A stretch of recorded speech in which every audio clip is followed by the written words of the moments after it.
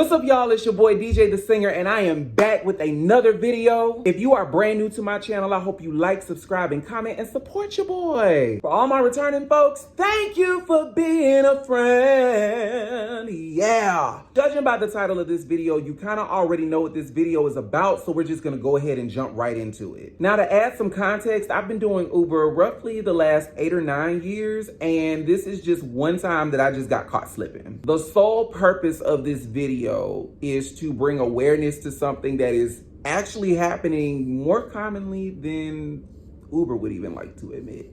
On October 10th of 2023, roughly about 6:45, I was out in Woodstock, Georgia, just Ubering, trying to make some extra money, minding my own business. I'd been Ubering all day and I was just like, I'm gonna do one more ride, just one more ride. It's always that one more ride.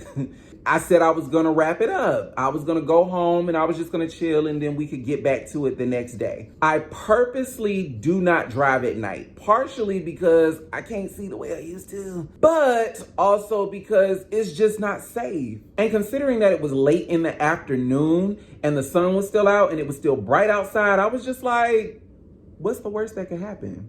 So I received an alert on the app to pick up a rider by the name of Taisha. And when I arrived at the location, it was a predominantly white neighborhood. So I felt somewhat kind of safe, but also it was in the woods. And that was the first sign of uncomfortability. But once again, like I said, I've been driving for Uber for the last 8 or 9 years. And I'd been in worse situations. So again, in my mind, you're safe. What's the worst that could happen? I received a text message from Taisha that I was picking up her father, and this man who was dressed in all black, black jeans, black sneakers, black hoodie, black fitted hat. He gets in the car and I'm just like, is this ride for Taisha? The man says yes, and the ride begins. I also forgot to mention this was a ride that was roughly about 50 to 55 minutes. So I would have made roughly about $35 on this particular ride.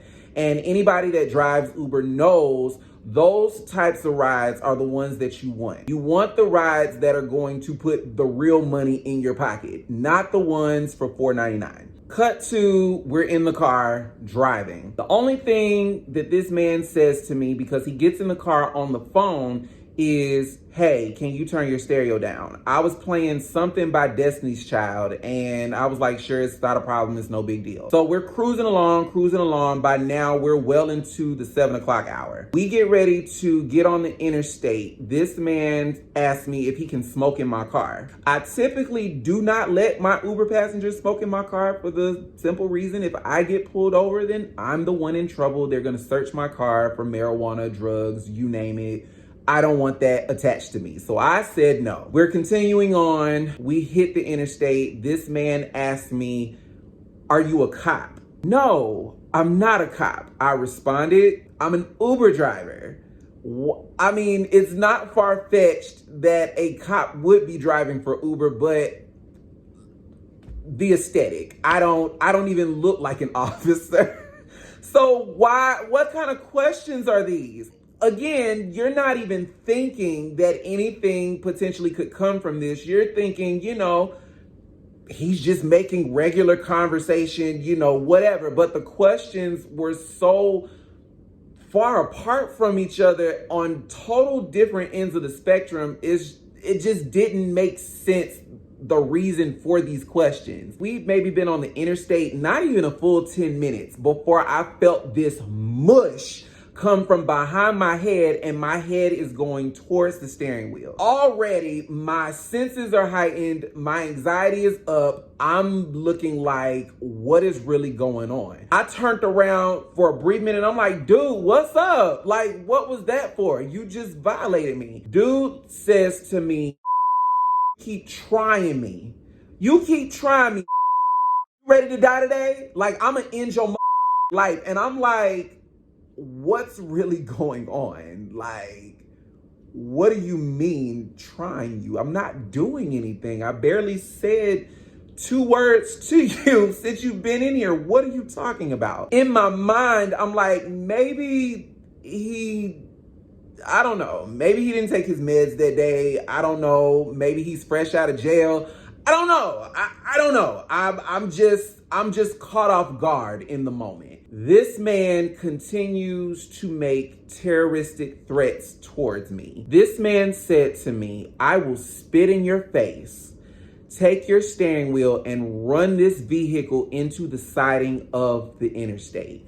You will die today." And that's when I knew I had to do something. I had to some way or another get out of this vehicle in one piece. In the moment, my first reaction was slam on the brakes. Considering that I have a semi-new car, I wasn't really trying to pay that insurance bill, and I also didn't want a total loss and have to pay a car note on a brand new car, but also have to go get a brand new car. So I was just like, let me just take the first exit. Let me get off. Let me just see how I can get this man out of my car. It's maybe 5 minutes to the next exit. Get off on the exit, cruising along. This man is still making terroristic threats. He's still threatening my life. He's still threatening to, do all kinds of god awful things to me. I won't even repeat everything because I'm still traumatized when I think about them. I get off the next exit and I'm approaching a stoplight. The next thing I know, the car hadn't even fully stopped yet. And I felt this man slap the dog piss out of me. And part of me was just like, what is going on? Another part of me is like, I know this just hit me.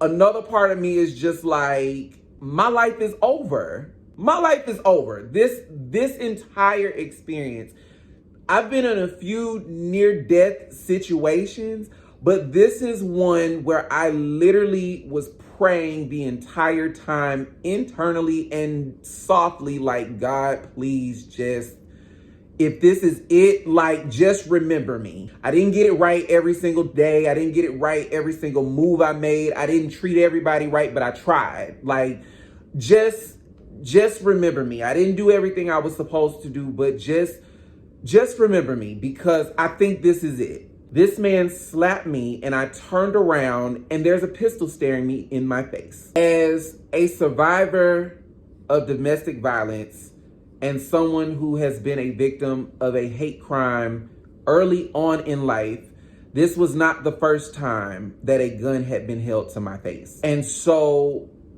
I'm dealing with returning trauma as well as a new experience that is now before me. I'm sitting there in the front seat at the red light with my hands up like, I don't want any trouble. Like, you don't have to do this. You don't have to do this. He says, you look straight when you talk to me. Look straight when you talk to me.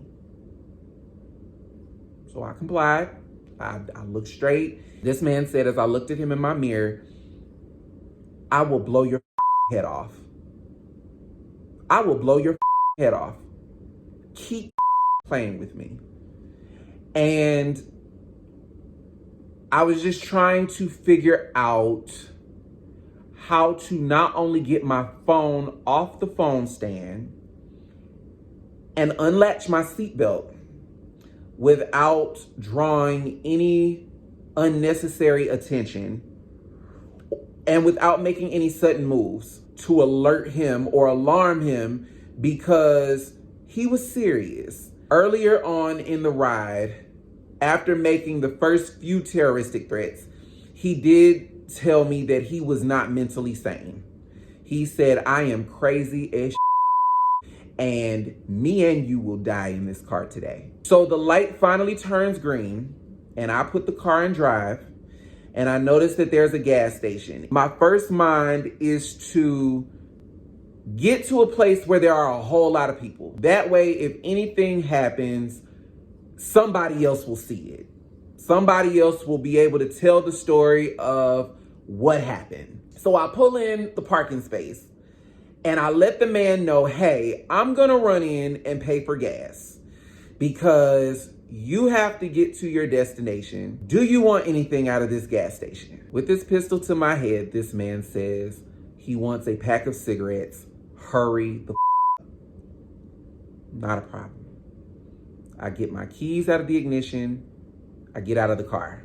I walk into the gas station, normal. As soon as that door closed behind me, I sounded off. This man has a gun. Call 911. Do something. Hide me. The attendant behind the register is looking at me like, what do you want me to do? What am I supposed to do? I take it upon myself to go to the nearest restroom and I lock the door. I go in the stall, lock the door, call 911. Now, if anybody knows anything about calling 911 in Atlanta, the first thing that they're gonna do is put you on hold, which to me is absolutely redundant because this is an emergency hotline. I know people call 911 and they make pranks and they make jokes.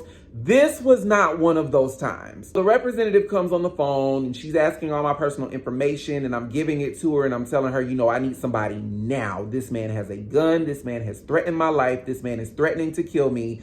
I need you to get somebody here now, right now. She's just like, we're gonna get somebody out there, just stay calm. I'm frantic at this point. My anxiety is off the charts. Nervous. I can't call anybody else. I don't know if I need to text my mother and let her know this is it. This man is going to kill me. I don't know what to do. I just know I'm sitting on a cold floor of a bathroom for 45 minutes waiting on the police to arrive, to come and assess the situation, to come and rescue me from this bathroom that I have no business being in to begin with. Meanwhile, this attendant is trying to keep me calm, but I'm begging for my life, begging and pleading for my life on this phone. Do not let this man kill me. That's all I could say. I text my best friends in our group chat. I was like, hey, I need you to send somebody over here. This man has pulled a gun on me. I need some help. I need somebody to do something. They're frantic. My location's on. They're sending the people over. 45 minutes later, the police arrive. They come and rescue me from this bathroom. They ask me what the situation was. Nobody takes a police report. The people that were at the gas station at the time of the incident have been long gone. So they're asking all of these people who have absolutely no clue as to what's going on, which to me made absolutely no sense. In addition to this, there was a hoodie and a lighter left in my back seat. This man had basically changed clothes and taken off. They were just like, you can't use the hoodie for evidence and you probably could use the lighter, but probably not. So we're just gonna recommend that you confiscate said hoodie. And like a dumbass, I did. But I kept that lighter and turned it into the police. So roughly between 3:45 p.m. and 4 o'clock p.m. the next day, I arrived at the gas station to file said police report. I did notify the police station that the officers that were on duty the night before, I needed them to meet me at the gas station so we could go ahead and file the police report. Long story short, I sat at that gas station for 3.5 hours waiting on an officer to come and file a police report, and no one ever showed up. I called dispatch 3 or 4 times, and every single time the attendant said, someone's on the way, someone's on the way, someone's around the corner, someone's down the street, someone's up the block, someone's turning in, and nobody ever showed up. While I waited, the gas station attendant that I ran to the night before was working that same day. This man told me as I was ringing up my soda that the Uber passenger that held me at gunpoint the night before came back to the gas station looking for me. And my anxiety went right back up because why? When I tell y'all the most frightening thing ever. Because in my day-to-day, I really don't bother anybody. I'm to myself, I'm in my skin, I'm in my body. I don't do anything. I go do my gigs, I go to work, and I chill out. I hang out with my friends, but I ain't out here trying to hurt nobody. And the fact that a complete and total stranger that I was doing a service for, someone that I'm trying to get from Woodstock, Georgia to College Park, is on the loose looking for me, is just wow, in the worst way. Wow. So about 7:30, I'm tired of waiting. I've been sitting outside of this gas station for hours.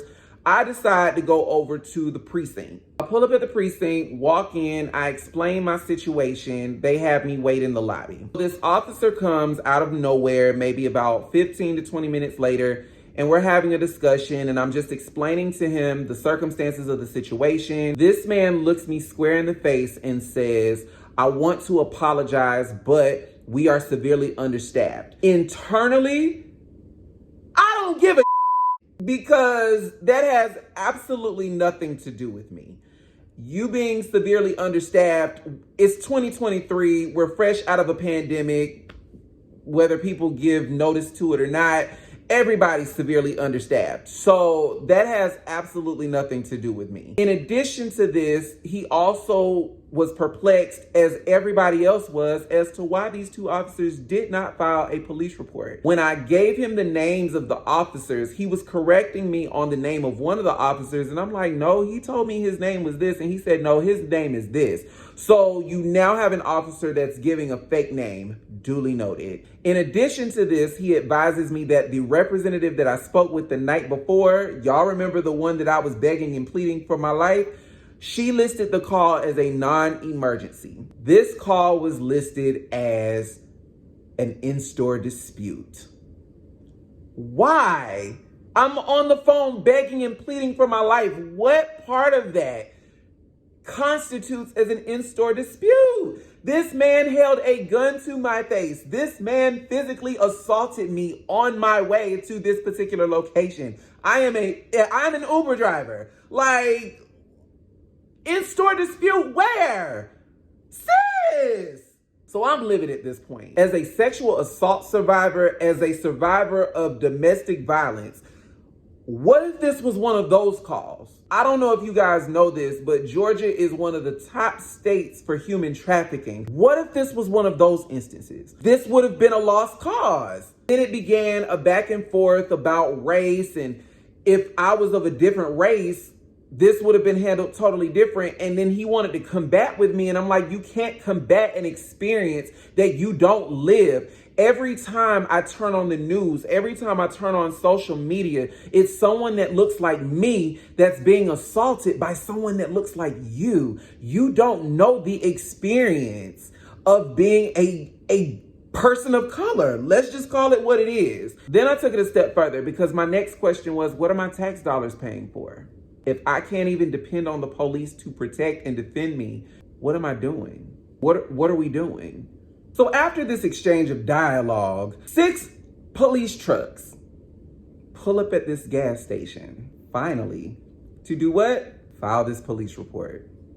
The same police report that should have been filed the day before. And it's also made known to me that this particular gas station does not necessarily like to comply with police orders. Go figure. So that means obtaining this video footage is going to be yet another uphill battle.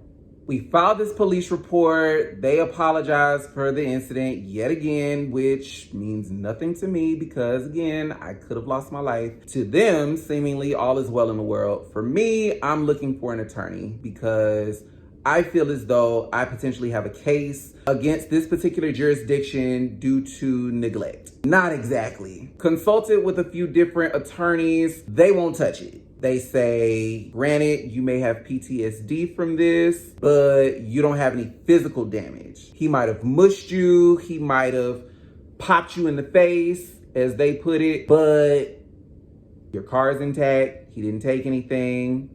You don't have any bumps or bruises. So it's going to be kind of difficult to prove. Woo, woo, woo, woo, woo. And because, again, this gas station is non-compliant with police orders, obtaining that video footage is an uphill. So for lack of better words, you don't have a case.